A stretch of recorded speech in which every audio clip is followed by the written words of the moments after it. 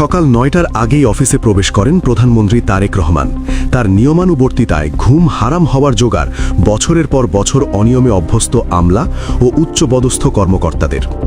যখন সাধারণ মানুষ কেবল নিজেদের প্রাত্যহিক কাজের প্রস্তুতি নিতে শুরু করেন, ঠিক তখনই সচিবালয়ের করিডোরে প্রতিধ্বনিত হয় সরকার প্রধানের পদচারণা।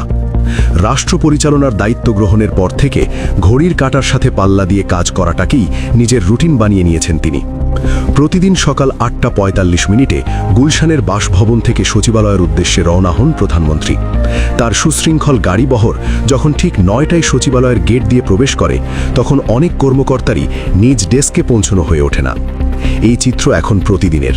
প্রধানমন্ত্রীর আগমনের আগেই এখন বাধ্য হয়ে দপ্তরে হাজির হতে হচ্ছে সচিব থেকে শুরু করে সর্বস্তরের কর্মকর্তা কর্মচারীদেরও। দীর্ঘদিনের আলস্যতা, অনিয়ম আর ঢিলেঢালাভাবে অফিস করার যে সংস্কৃতি গেড়ে বসেছিল, তাতে যেন বিনা মেঘে বজ্রপাত হেনেছে এই নতুন কর্মপদ্ধতি। সচিবালয়ের অন্দরমহলে কান পাতলে এখন কেবল চাপা উৎকণ্ঠা আর ফিসফাস শোনা যায়। যারা একসময় 10টা-11টায় অফিসে এসে এক কাপ চা আর সংবাদপত্রের পাতায় চোখ বুলিয়ে আড্ডায় মজে থাকতেন, তাদের এখন ফাইলপত্র গুছিয়ে প্রধানমন্ত্রীর অপেক্ষায় তটস্থ থাকতে হয়। তারেক রহমানের এই কঠোর অবস্থানের কারণে দাপ্তরিক কাজে যেমন অভাবনীয় গতি ফিরেছে, তেমনি তৈরি হয়েছে এক গভীর মনস্তাত্ত্বিক চাপ। কারণ সরকার প্রধান নিজেই যেখানে সময়ের আগে হাজির হয়ে কাজের তদারকি করছেন, সেখানে অধস্তনদের দেরি করার কোনো অজুহাতই ধোপে টিকছে না। ফলে সচিবালয়ের সেই পরিচিত আলস্যের পরিবেশ রাতারাতি কর্পূরের মতো উবে গেছে। প্রধানমন্ত্রী তার দপ্তরে প্রবেশের সাথে সাথেই শুরু হয়ে যায় ব্যস্ততা।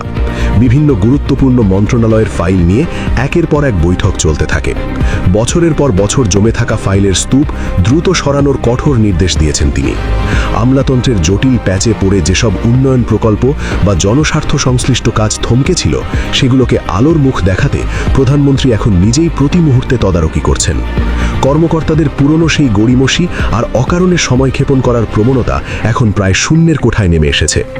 মিটিং রুমে যখন প্রধানমন্ত্রী নিজের নথিপত্র নিয়ে প্রশ্ন তোলেন, তখন কোনো রকমের প্রস্তুতি ছাড়া সেখানে উপস্থিত হওয়াটা আমলাদের জন্য বড় ধরনের ঝুঁকির কারণ হয়ে দাঁড়িয়েছে।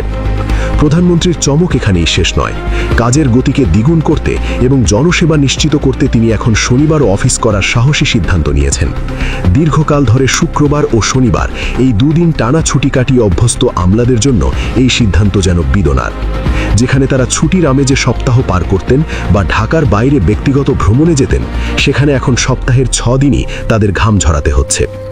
সচিবালয়ের প্রধান ফটকে এখন আর আগের মতো অলস জটলা বা আড্ডা দেখা যায় না। নিরাপত্তা কর্মীদের তৎপরতা, গাড়িগুলোর সুশৃঙ্খল আনাগোনা আর কর্মকর্তাদের দ্রুত পদে নিজ নিজ দপ্তরে প্রবেশের দৃশ্যই বলে দেয় রাষ্ট্রের প্রতিটি সেকেন্ডের মূল্য এখন কতটা বেড়েছে।